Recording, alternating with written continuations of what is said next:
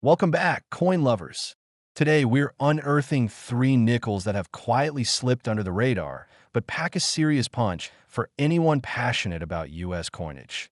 The 1973 Jefferson nickel, the 1999 Westward Journey nickel, and the classic 1957 issue.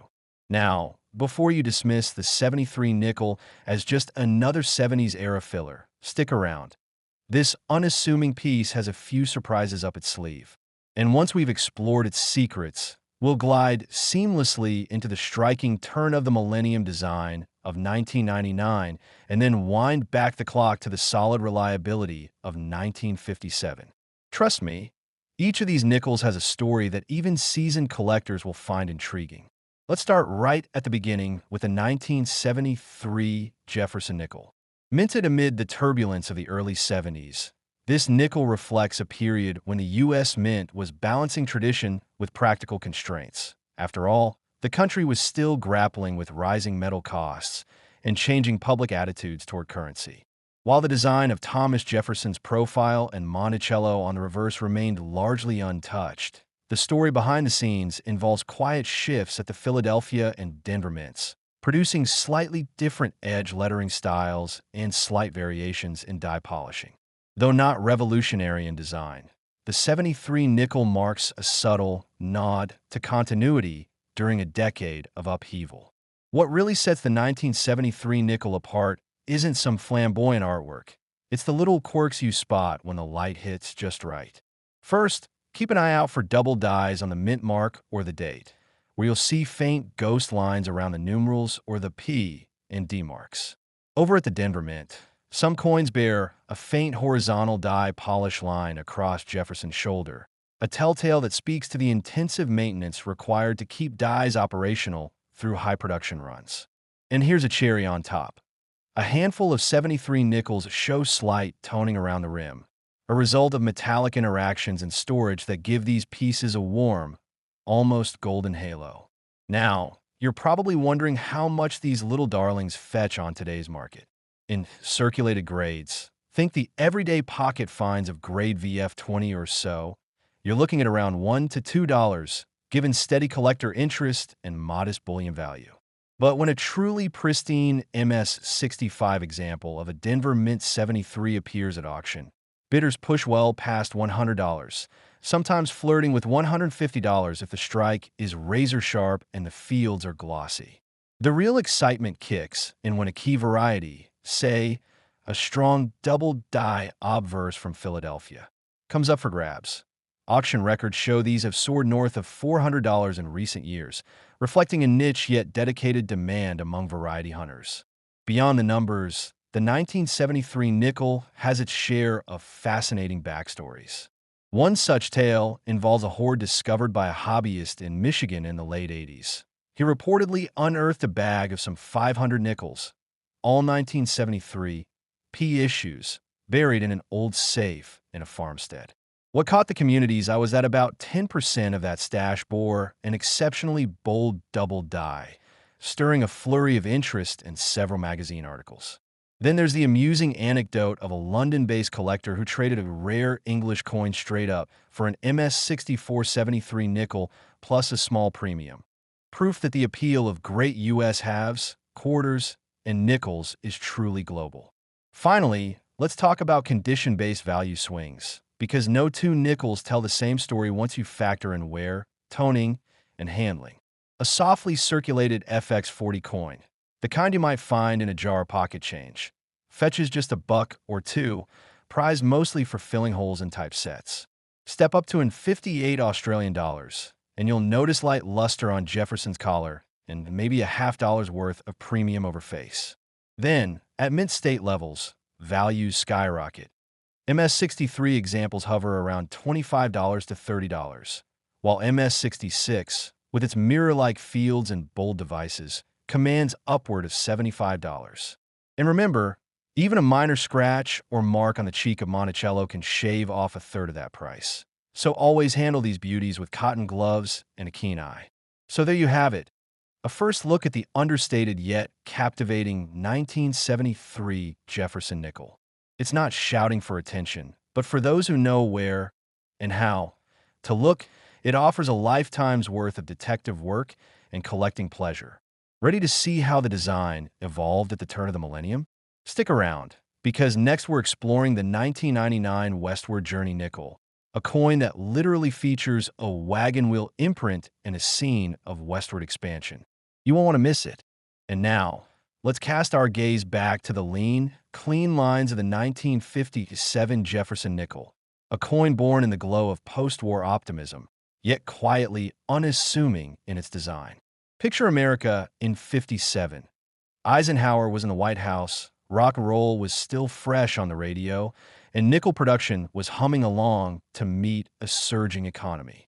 The mint stuck with Felix Schlag's classic Jefferson portrait on the obverse and Monticello on the reverse, choosing stability over flash as the nation picked up the pieces of global conflict and set its sights on the future. But make no mistake, beneath that familiar facade lie subtle traits that turn the 1957 nickel into a must-have for serious collectors. First, watch for the full steps on Monticello's rear staircase. 5 crisp, unbroken lines beneath the building's pediment. In low grades, those steps blur quickly, but an MS-65 specimen flaunts them like a fine-tailored suit, earning the coveted FS designation and an extra premium. You'll also encounter coins with faint dye polishing lines radiating from Jefferson's collar or tiny raised striations around the date, each whispering a tale of dye maintenance and heavy minting schedules. Turning to the market, today's everyday finds of 57 nickels in VF20 grades trade hands for about 20 to 30 cents apiece. Hardly a king's ransom, but they fill the crucial mid-century slot in a type set. Move up to 50 to 58 Australian dollars, and you're stepping into the realm of $1 to $3, buoyed by flashes of original satin luster peeking through light circulation marks. Once you hit uncirculated territory, the values start climbing more noticeably. An MS-60 typically fetches around $5 to $6, while MS-63 examples might command 10 to 12. For those blessed with an MS-65 FS coin, expect to see tags in the $15 to $20 range, and the rare MS-66 FS specimen. Smooth fields, sharp devices, flawless steps can climb north of $50 at auction. If you chase rarity beyond mint state grades, proof issues and special strikes from 1957 introduce another level of intrigue.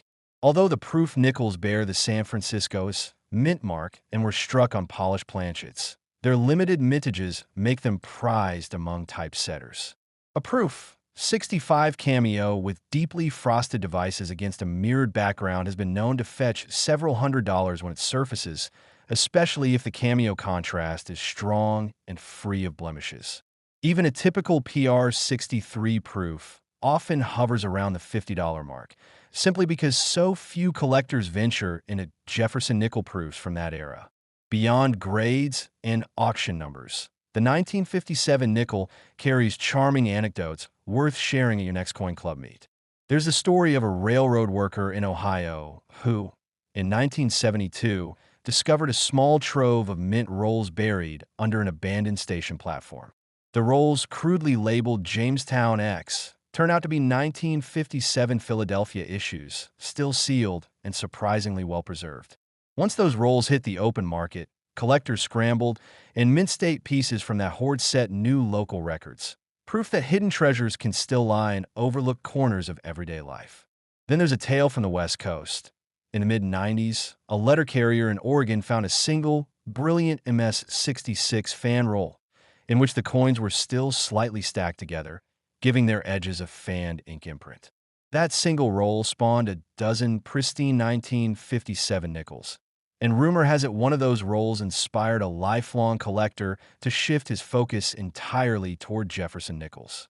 Little moments like these underscore why even a coin struck in massive quantities can spark lifelong passion. Of course, condition matters more than mere numbers. A softly worn XF40 example, with faded details on Jefferson's hair, might tempt budget collectors at around $1. But for those scanning pocket change, the glint of a gem BU, brilliant uncirculated, 1957 nickel amid dull, circulated neighbors provides a jolt of excitement that transcends its modest face value. Remember that even slight bags of original red-brown toning can bolster eye appeal, though heavy or uneven toning typically nudges value downward unless it presents as an attractive rainbow patina. And while the mint didn't crank out anything dramatic, no special bicentennial reverse or adventurous commemorative inscription, the quiet consistency of the 1957 nickel has ensured its longevity among collectors. It serves as a bridge between the wartime silver alloy era and the modern nickel compositions, reminding us how a simple 5-cent piece can carry the weight of history, artistry, and raw market dynamics. So there you have it, the 1957 Jefferson nickel, a design stalwart that rewards both pocket diggers and perfectionists with tales of buried mint rolls, subtle die varieties, and a satisfying climb up the grading scale. Whether you're piecing together a complete Jefferson set or simply savoring the thrill of finding a full steps gem in loose change, this humble nickel offers as much depth and character as any commemorative dollar.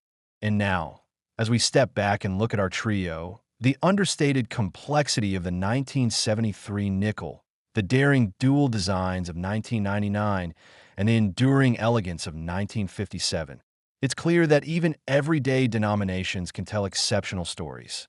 From double dies to westward journey motifs, from farmstead hoards to mint state marvels, these coins remind us why collecting isn't just about metal and face value. It's about the journey each piece carries through time. Thanks for coming along on this nickel odyssey. And until next time, may your change jar hold your next great discovery. Now, let's shift gears to the coin that signaled a fresh chapter at the turn of the millennium, the 1999 Westward Journey nickel. In that year, the U.S. Mint deliberately paused the classic Monticello reverse for the first time in over 60 years to commemorate the 200th anniversary of Thomas Jefferson's 1803 Louisiana Purchase and Lewis and Clark expedition. Rather than simply swap out an element, the Mint rolled out two distinct reverse designs, piece metal in early 99 and keelboat in the latter half, offering collectors a mini-series in a single year. This bold move wasn't just cosmetic.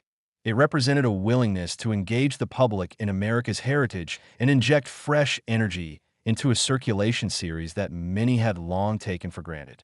At first glance, what sets the 1999 Westward Journey nickel apart is that clean, almost sculptural depiction of Native American piece metal imagery on one variant and the detailed keelboat on the other. Look closely at the piece metal reverse. You'll notice a finely engraved profile of a Native American chief, complete with feathered headdress, encircled by a laurel wreath and the words Westward Journey. The obverse, meanwhile, features an updated Jefferson portrait, sharpened lines, a bit more detail in his hair and coat, by engraver Jamie Franke. It's a departure from Felix Schlag's familiar design, but one that remains instantly recognizable as Jefferson, a nod to continuity even amid change. In terms of rarity, neither design is particularly scarce in heavily worn grades, since billions were struck across Philadelphia, no mint mark, and Denver, D-mint mark facilities. However, collectors prize fully struck FS, full steps, examples, where the 5 horizontal steps of Monticello's capital are sharply defined and free of die polish lines. Those full steps, nickels in mint state 65 condition, frequently command $20 to $30 a piece, while MS 67 specimens, harder to find without light bag marks, routinely fetch $75 to $100. The very best MS 67 Plus or MS 68 coins, especially the more elusive keelboat, reverse from Philadelphia, can climb north of $150 at auction, a testament to their desirability within the Westward Journey set. Behind the scenes, a couple of oddball variants keep die hunters busy. A handful of nickels exhibit die cracks running through the vessel's hull or faint doubling on Jefferson's jawline, offering small pockets of premium for detail-oriented collectors. Then there's the story of the first shot variety.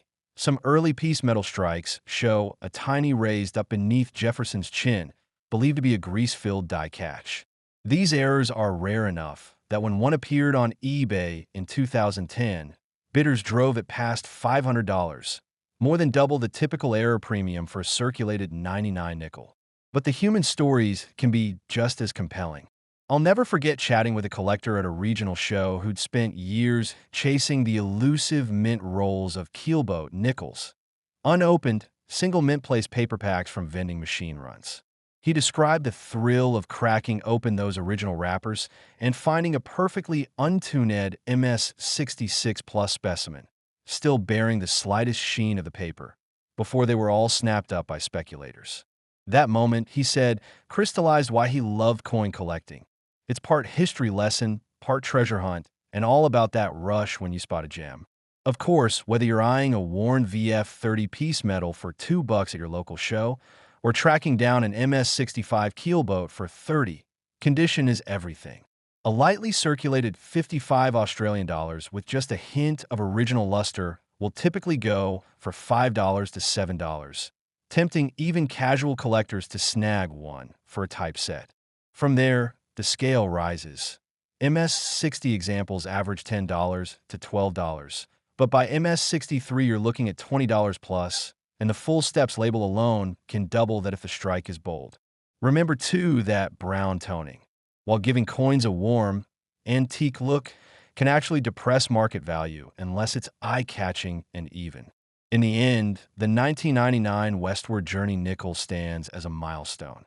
Not because it's inherently rarer than other issues, but because it represents a moment when the mint reached across centuries to reinvigorate a workhorse denomination. The dual designs, the hunt for full steps, the little die quirks, and error varieties, all of these elements combine to make 1999 an endlessly collectible year.